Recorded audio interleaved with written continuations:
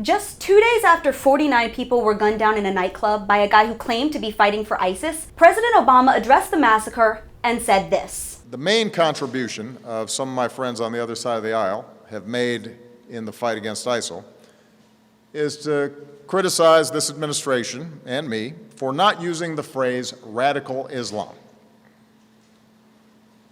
That's the key, they tell us. We can't beat ISIL unless we call them radical Islamists. What exactly would using this label accomplish? Well, I'll tell you what it would change, Mr. President. Americans aren't stupid.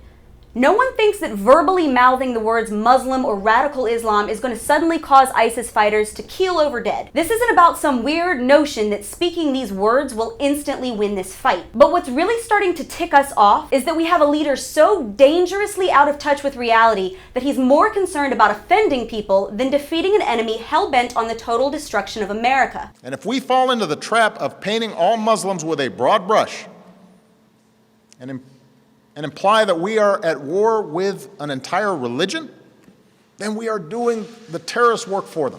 I don't really care what terrorists want or don't want. I care that our leader is too PC to call our enemies exactly what they are. But this president places a higher value on apologizing to anyone who feels that their toes have been stepped on than defending Americans from being slaughtered by terrorists he can't even name. It's more important for everyone to feel included and hold hands singing Kumbaya than it is for them to be safe walking down the street. But perhaps the reason President Obama didn't call out radical Islam by name is because he was too busy blasting everyone else. During a speech that should have been focused on Orlando and what America is doing to defeat an enemy that's clearly come home, Obama carved out nearly 10 minutes to lecture ordinary Americans on what they're doing wrong, slamming Second Amendment supporters, Republicans, Donald Trump, the U.S. Senate, politicians who tweet, people who want border security, and anyone who doesn't agree with his agenda on gay rights and feminism. Basically, Obama went after anyone who didn't just kill 49 people in a nightclub.